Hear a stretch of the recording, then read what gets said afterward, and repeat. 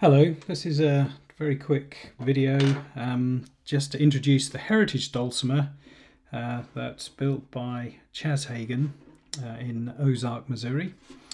The concept behind the instrument was to take features from pre-revival dulcimers and to bring them together into a new instrument.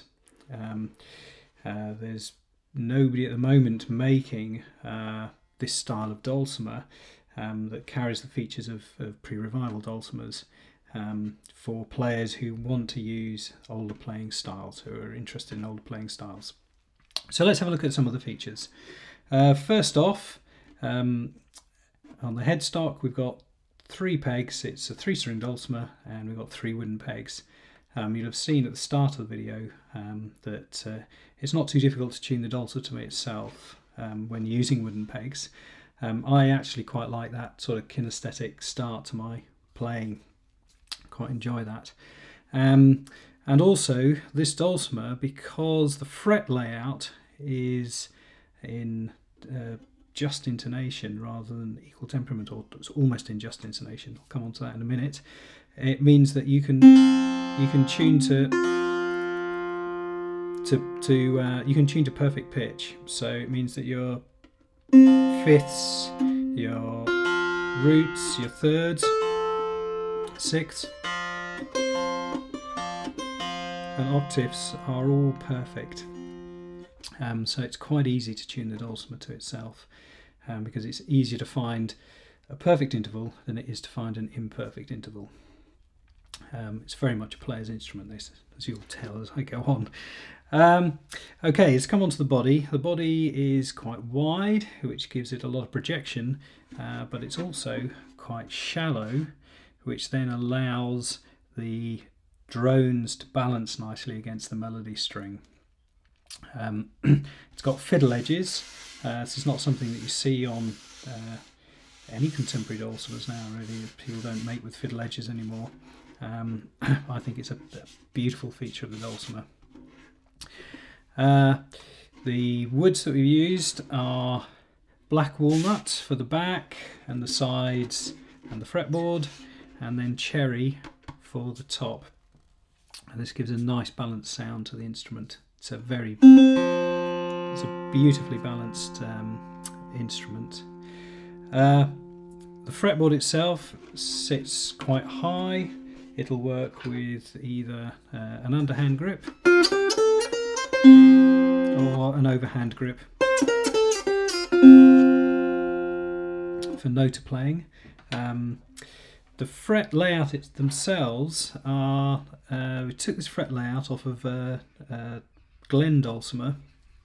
It's one that I have in my collection, and it was one that I particularly liked.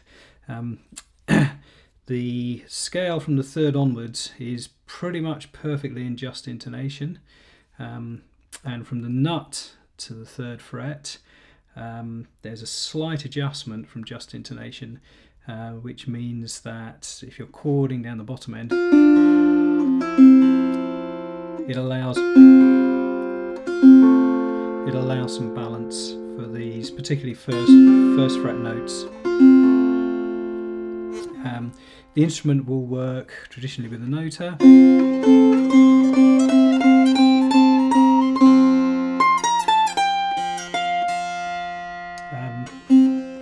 It'll also chord very nicely in 155.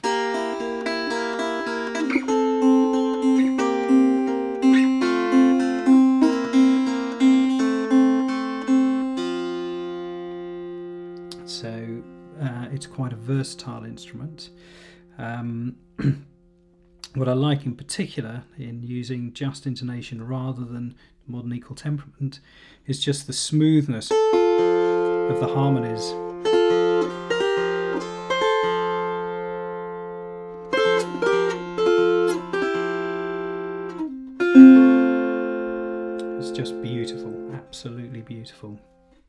Okay, coming down the dulcimer to the tail block.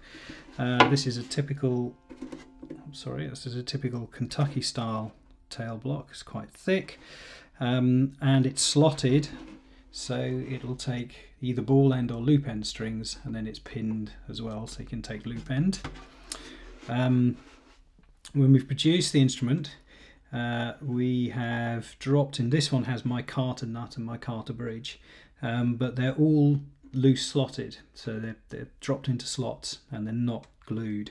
So if a player wants to change materials or to alter the nut height or to move the bridge intonation, then it's very easy to do, and you can keep the originals and just drop them back in if you want to.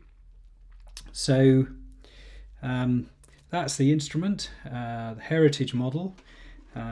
It's a delight to play. It's very much a musician's instrument. It's very much a player's instrument.